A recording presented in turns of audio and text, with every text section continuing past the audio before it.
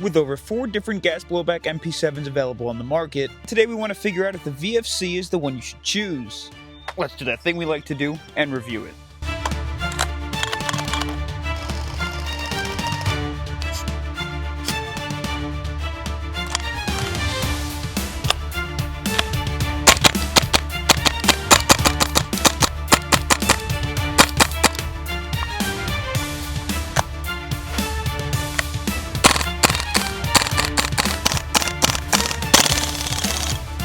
Ah yes, the VFC MP7. And I'm giving a short introduction because if I feel like I go crazy, you'll yell at me because who doesn't know the MP7?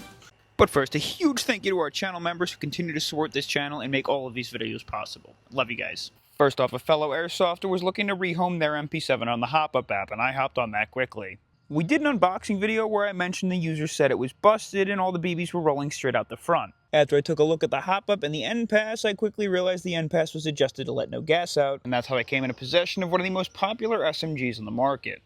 Now don't be fooled, a handful of companies actually make gas blowback MP7s, but only a few have the licensing for it, and specifically, the VFC is actually 2-spec and real size, so it's a little bigger than the others. Now from my own research with this thing, because it's brand new in my collection, I know there's a few problems that these come with, and we'll discuss those soon.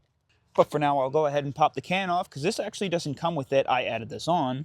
Nearly the entirety of the MP7 is a polymer build, upper, lower, stock plate, you name it, a large percentage of this thing is polymer, just like its real steel counterpart. Front to butt out of the box, it will come with a flash guard in the front. Mine didn't come with it because it's aftermarket. I'm going to throw a can on it so I don't care, but these are 14mm counterclockwise threads. One of my favorite parts about the VFC MP7 is the hop-up dial. You can see twisting to the left is up and the other way is down, and you can adjust it with this little nub right in the front, so you don't even need a tool for it.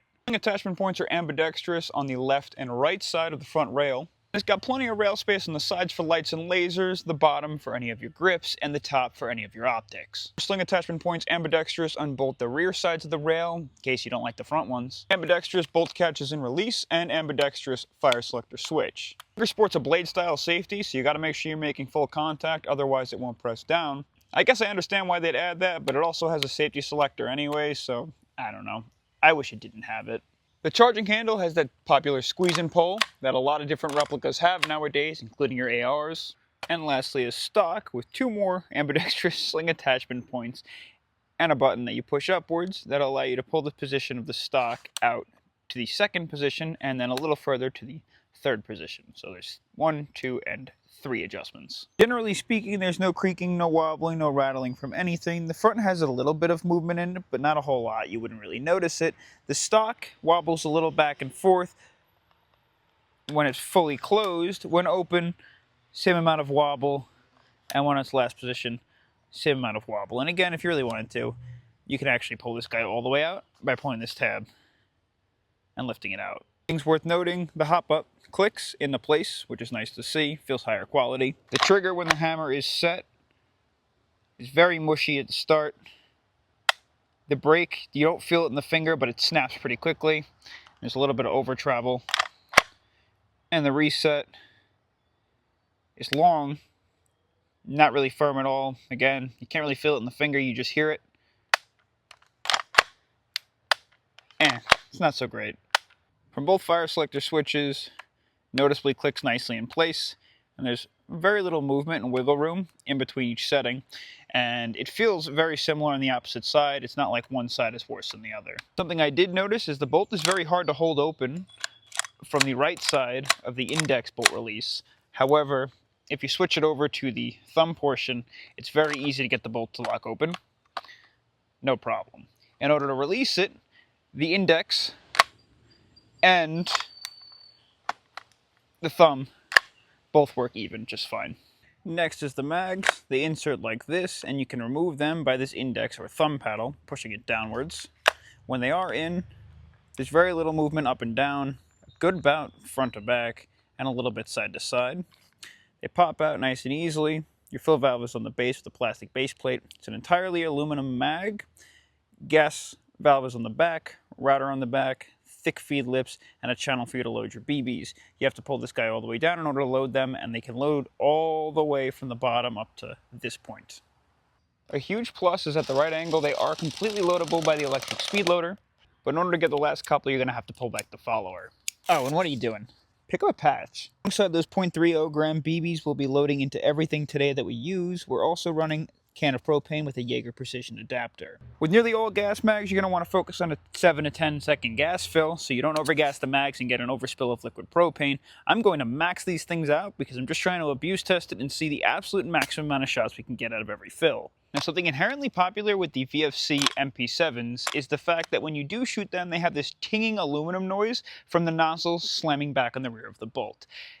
Just, I guess, something to note if you're trying to figure out which kind they have, because I know the VFC and the KWA look very similar. A perfectly stacked mag, you get 45 BBs. Don't believe what the websites say, because sometimes they're a little off by 1 or 2. And with an overfilled gas mag and a full BB fill, I want to see how many rounds we can shoot out of a single gas fill on every mag, and we'll start off with semi. Bear in mind, this is just for science. Here we go in 3, 2, 1. Interesting amount of kick. That kicks harder than I would expect it to. It's very fast, but very aggressive blowback, and the bolt, that's fast. So with how long the trigger pull is, it's a little bit harder to get shots off as fast as possible. I find myself getting stuck at like 2-2, 2-2, 2-2, 2-2. I believe with the right amount of training, though, you should be able to get that a little more comfortably. Oh, not feeding. All right. The BBs got stuck in the mag well. I don't know what got them stuck. We'll just reinsert that. Keeps happening again. I'm not 100% sure what they're getting stuck on. Might be like a piece of plastic burr or a piece of metal shaving or something in there. Let's finish it off. Again, right towards the end. What are we getting stuck on? Interesting. I think it's just a mag follower. I don't know if you could see that. The mag follower tilts left and it gets stuck. If it tilts to the right, it doesn't get stuck. That might have to do with something with the bottom BB and how it's stacked. Keeps doing it. See how it pushes towards the left? If we tilt it to the right, it goes back up. So I wonder if that last BB needs to be on the left side and not on the right side, or if maybe we can shave down the follower on the left or something. Not 100% sure. But I think that's what's binding up the BBs. Cool, we have a successful lockback, and this time we did completely empty the mag. I'm just going to fill it with BBs, not gas. Fully filled, let's see if my predictions are right, and if at the end of this it starts to have the same exact problem we had before, where the BBs start to get jammed inside of the feed tube. Here we go in 3, 2, 1. Oh, we're starting to get a little sluggish. I hear like that popping of the bolt. We'll slow down our shots a little bit.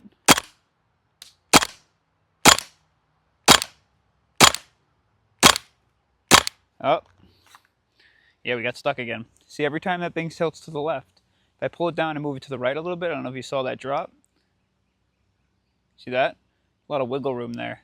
I wonder why that keeps happening.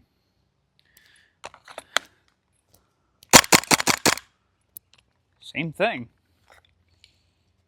It's an interesting problem.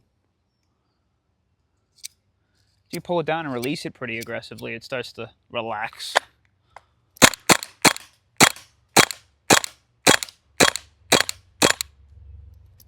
We're not feeding because of the, yep, again. I might take, for the fun mode test, a small Q-tip and run it through the channel of that a couple times. Yeah, it's having the same exact problems. Definitely some gunk buildup in there. You could see that on the BBs too. Come on, finish the last few.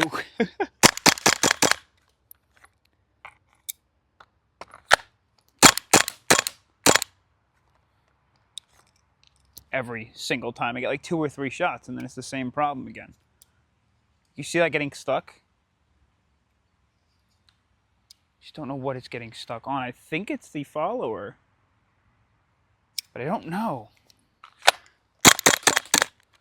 Oh, dang. That's it. We're out of gas.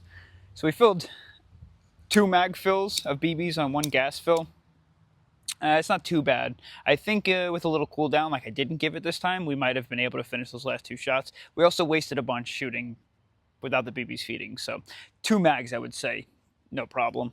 First off, let's switch this bad boy off to fun mode, and we'll go ahead and lock it back again. Like I said, for some reason this catch doesn't want to work.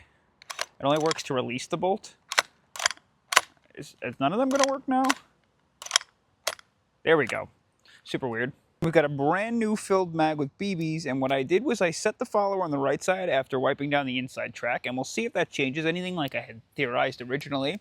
And we're going to run this guy in the fun mode. We'll do like a quick burst just to make sure that there's no like overspill of gas, and then I'm just going to let it go. 3, 2, fun mode. Oh my, that's fast. Let's let it go. All right. Again. Come on, dude. Keeps happening. So maybe it's not the feed lip thing or the follower thing. I don't really know. It's just getting stuck. That might wear in over time. Again, that's not the fault of the actual unit. It's more the mag, and that could just be a lemon. This is the only mag that I have right now, the one that came with it, so it's going to have to do with what we got. That's it. So if we didn't misfeed a feed a few times, I think we'd be able to fully empty a mag of BBs, but again, the BBs are just getting stuck. Especially as the follower starts to get higher. I think since the spring tension's getting weaker as it gets higher, because it's not as bunched up at the bottom, it starts to cause those problems and not be able to push the BBs through that whatever it's getting stuck on. It might be the follower deep inside here on the right side. It might be a little bit of like a lip or something like that. Yep, I found it. So, I don't know if you could see, but right on the inside of the feed lip up there, there's a little bit of like a burr that's hanging over the BBs, like from the feed lip into the channel. I think that's where they're getting stuck on, if you look. See that? They get stuck like right there on the right. That's the problem. I guess you got to sand that down. For the accuracy test, I'm going to take off the can, just because I want to make sure that we don't kill the accuracy at any point if any of the BBs just miraculously start to hit the inside of the can, or any of the foam or anything like that. So all I did was throw a red dot sight on, and I'm just going to zero it in so we can test out the accuracy. With that body size target exactly 70 feet away from us, why don't we crank down 10 to 15 shots and see how many we can make contact with. 3, 2, 1. Miss. Hit. Hit, hit, hit, miss, hit, hit, hit, hit, hit. I don't know how many we're at. Miss, hit, hit, miss. We'll go 2 more. Miss, miss. The gas efficiency is fine. It's really nothing special, but you also got to remember these are giant stick mags, so it's got a lot of BBs in a small reservoir of gas, so I guess it's okay. I would like to see a consistent 2 mags on semi and full auto, but I don't know if you're ever going to be able to get that, even if it's a new replica. Maybe this, again, like I said, is just mine. As for the accuracy, it's not too bad. Again, keep in mind that it is a relatively shorter inner barrel. It's not something super, super long. I think with a better bucking and a better outer barrel or inner barrel, you may have a little bit better luck. Stock, I don't know what kind of condition the bucking's in right now because I actually haven't taken it apart. So we'll do that later. As for right now, we're going to turn on the chronograph, which has definitely seen better days. But I have it pre-set up for 0.3 gram BBs, which is exactly what we need, and we're just going to start to test this guy on a brand new gas fill with those 0.3 gram BBs, and we'll see what kind of FPS consistency and power we're getting. Pretty simple. We're just going to call it as I see it in 3, 2, 1. 373 FPS at 1.94 joules, 366 FPS at 1.87 joules, 364 FPS at 1.85 joules, 361 FPS at 1.82 joules, 360 FPS at 1.81 joules, 356 FPS at 1.77 joules, 361 FPS at 1.82 joules, and 357 FPS at 1.78 joules. Now again, what I need you to keep in mind is even though the power is pretty high, it's got an end pass so you can adjust that, and the consistency bounced around somewhere between like 10 and 15 FPS, so not the most consistent thing in the world. Now before we wrap things up, why don't I show you how to take it apart. We're going to start by removing the mag. I'll take the stock off. You're going to pull both this tab and this tab up at the same time and pull it out. You just got to get it past a couple of latches, and you'll be able to remove the stock completely. Just be careful. It's a little wobbly in and out when you take it apart. Don't pinch those too much. We'll go ahead and pop both of these pins out from right to left. And they should just pull out like that. There we go. And something really cool about a lot of the HK replicas is there's usually a place to store your pins. Specifically, this one is in the back of the stock. There's a few components that are going to pop out here. Just be a little careful. You got the base plate, spring and guide rod, the bolt, and the charging handle, and they all come out. And now this whole unit's kind of interesting. All it does is it connects the charging handle to the top channel of the blowback unit, and that sits locked in place through the channel of the butt pad. If you lift it up and off, it'll come off of the blowback unit. You can pinch it and pull it backwards in order to pull it out of the butt plate, but it won't come all the way out because of this screw here. So if you want to pull that charging handle all the way through, you have to remove that screw. There's a small little buffer spring that helps reduce recoil a little bit. I know a lot of the times these are notorious for cracking, but you can get metal replacements, which won't have that problem. The spring and guide rod will pull out, and to keep it stable in the back of the blowback housing, there's a giant like plastic ring here. This is steel, and the spring is steel as well. And here's the bolt. Bolt is one giant chunk of aluminum, and you can see that sound that I was talking about before when we pulled the nozzle forward. Hear that sound, that ting? It's very in character for the VFCs. You aren't going to hear that from every single one. I don't really know how they make that sound, but that's how you know. The nozzle has little movement forward and back, a lot of movement up and down. It is under spring tension, and the nozzle seal, try and test that as best we can. Pretty solid seal. It's not great, but I think the O-rings in there are getting a little bit old and could probably use a cleaning because it is a used replica. To get to the hop-up unit, we're just going to pull out the little dial. It just comes straight out like that. And then we should be able to just pop off the front cap here. Might be a little bit tight. Now, I hate to say it, but I think that's as far as I'm going to go, because right now I have like a threaded adapter on here, it looks like it came with, and this thing is Loctited in place like no tomorrow. I'm going to have to figure out how to get this off, because after you pull this off, the whole front cap should come off, and then you can access the hop-up unit, and I can't get this off. I don't know why. The initial threads sit just below this cap, so I guess we're going to have to stop there. And just something to keep in mind when you are reinstalling it, make sure you line up those channels and grooves with that groove on the inside of the unit, otherwise it's not going to go together. So I guess it's about that time where we wrap up thoughts on the MP7 from VFC. Now, let's be honest, right? If I were to sit here and tell you that I didn't like the MP7, A, I'd be lying, and B, you'd scream at me because the MP7 is notoriously one of the most popular SMGs that are available on the market, alongside things like the MP5 and the Uzi. It is just that cool. Very, very realistic in comparison to its real steel counterpart. Everything is almost one-to-one on the VFC, which is a huge plus, and it's not downsized at all to save on material costs or to avoid licensing problems. Now, a few things that could be a little better are the gas efficiency. We do have to remember there's a lot of BBs on the inside of this small gas reservoir, so the combo of the two definitely will equal less BBs on a single gas fill. It is a warm day. We're looking at like 80 degrees out today, so it's about as good as it gets, unless my O-rings are old and it's just because this is a used replica.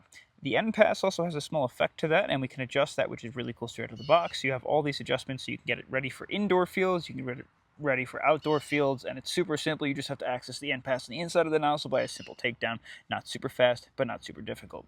We also have the adjustment of the hop-up dial, which is a huge plus because we don't need an extra tool, an Allen key, or anything like that. We don't have to hold the bolt open or take the replica down to adjust it, and there's no parts that are going to go flying or missing out of the replica. It's all right there. Super nice. Now, it's no HPA or AEG. Obviously, consistency isn't super great for some GBBs, but again, like I said, O-rings get old.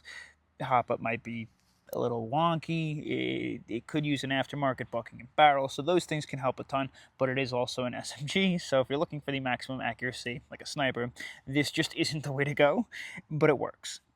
Overall, it kicks hard, it feels good, minimal wobble, and the only main problem that I see everybody on the heavy recoil Discord having is that base plate not being made of metal and constantly cracking, which is a huge negative, and I don't know why they're keeping costs down because this thing is already relatively expensive as is for what you're getting. I definitely think it would be a good idea for them to upgrade that straight out of the box, especially being that a metal one is nearly half the price of the replica. All in all, it's a good SMG, one of the better ones available, and I do think you'll have a blast with it. Plus, it's a full-size MP7. Catch you in the next adventure, and let me know if I got anything incorrect, correct, what you liked, what we should change. Anyways, peace.